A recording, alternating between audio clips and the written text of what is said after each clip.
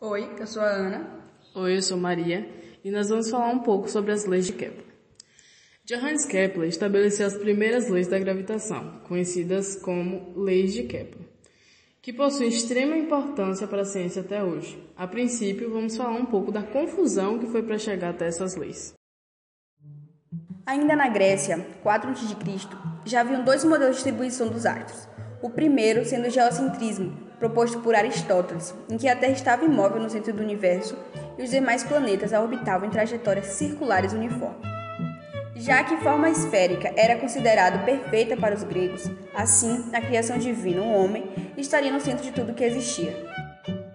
A segunda teoria foi proposta por Aristarco, o heliocentrismo, em que permanecia as trajetórias circulares dos corpos, porém agora em torno do Sol.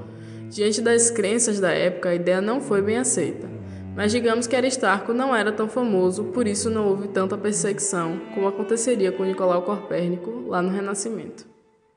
Pulando para 150 d.C., Ptolomeu observou um problema na trajetória de Marte, que não seguia um círculo, e propôs o epiciclo, que foi usado durante 13 séculos para orientar as navegações de exploração durante a Idade Moderna, mas não foi bem sucedida.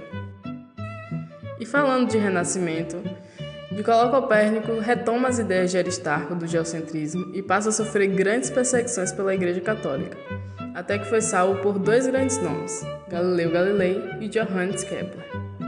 Galileu construiu sua luneta e observou tudo que ainda não havia sido visto por ninguém. Número 1, satélites orbitando Júpiter. Número 2, Vênus com as suas fases. E número 3, a Lua não era uma esfera perfeita e de superfície lisa. Já Kepler, assistente de Tycho Brahe, um homem com um fantástico laboratório astronômico, foi observando os estudos de Tycho e, já convencido ao heliocentrismo, encontrou erro nas teorias anteriores e, assim como tudo da época que considerava as trajetórias circulares uniformes, Kepler se decepcionou ao observar como ninguém havia visto antes no universo. A primeira lei foi definida por Kepler como: a órbita do astro dirigido em torno do astro diretor é uma elipse, da qual o astro diretor ocupa um dos focos. Ou seja, todos os planetas se movem em ordem elípticas, como um Sol em um dos focos. E essa lei não funciona somente para o Sol e para os planetas, mas sim para qualquer corpo de massa muito maior que o corpo que o orbita. Por exemplo, o nosso planeta e um satélite enviado pela NASA que auxilia nas pesquisas espaciais. Tá bom, mas explica o que é uma elipse para todo mundo entender. A elipse é uma trajetória fechada que possui dois pontos fixos estabelecidos como foco.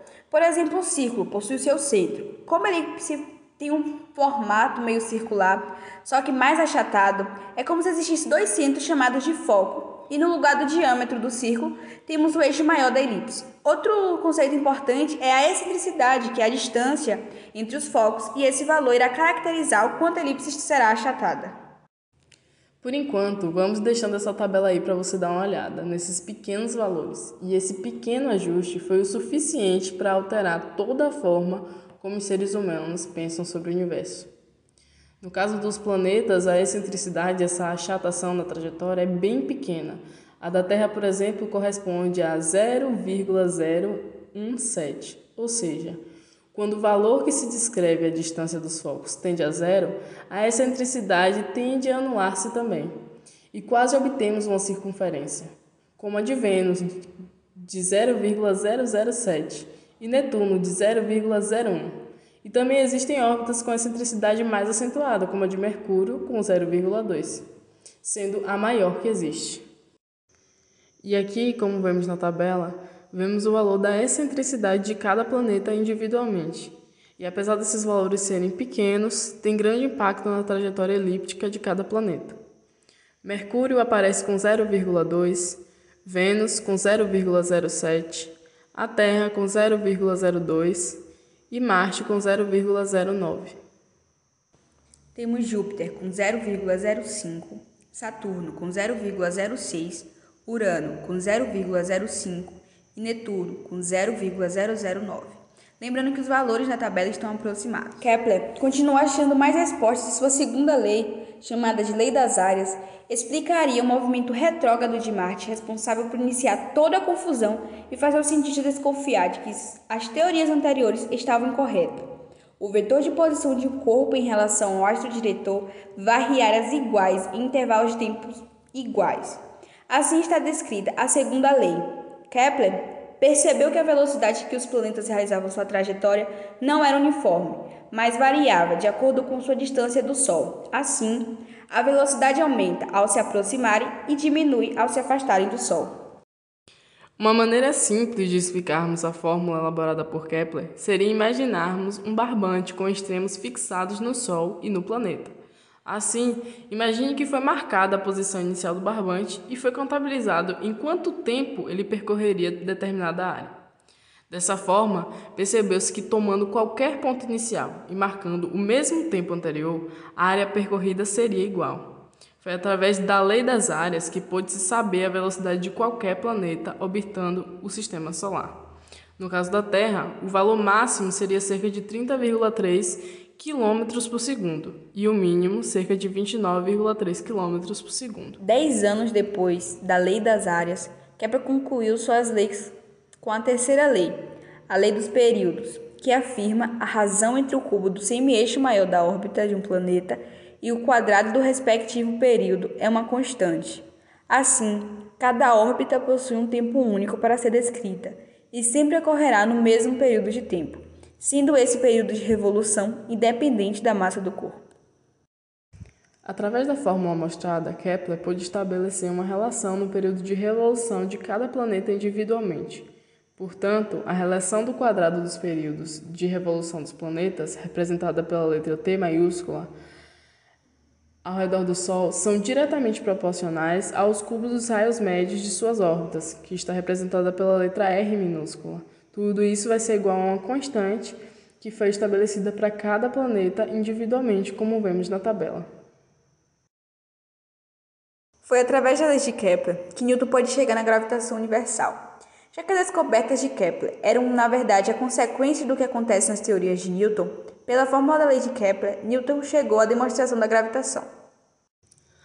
Na fórmula mostrada, podemos ver a demonstração que Newton conseguiu chegar para comprovar que Kepler estava correto. A força gravitacional é igual à constante da gravitação universal multiplicada pela massa do Sol e do planeta sobre o raio ao quadrado, e que a força centrípeta é igual à massa do planeta multiplicada pela velocidade ao quadrado sobre o raio.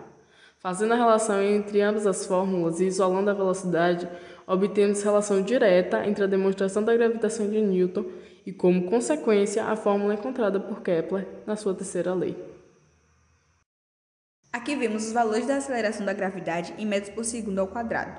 O Sol, com 273,42, Mercúrio, 2,78, Vênus, 8,6, Terra, 9,8, Marte, 3,72, Júpiter, 24,8. Também damos continuidade com Saturno, com 10,5, Urano, 8,5, Netuno, 10,8, Plutão, com 5,88 e a Lua, com 1,67. Portanto, assim vimos o quanto as leis de Kepler influenciaram em todos os estudos que trouxeram à humanidade explicações sobre o comportamento dos corpos celestes, sendo a primeira lei a explicação para o movimento planetário, a segunda, a conservação do momento angular e como ela se aplicaria no movimento do planeta, a terceira, a consequência da gravitação universal que Newton descobriria meio século depois. É realmente impressionante a dedicação do astrônomo, o amor pela ciência e a persistência de uma vida inteira. E assim, eu, Maria Clara e Ana Luísa encerramos aqui o conteúdo audiovisual que produzimos através da Universidade Federal do Recôncavo da Bahia, com a disciplina ministrada pelo professor Gilvan, de Física 1. Agradecemos a sua atenção e bons estudos.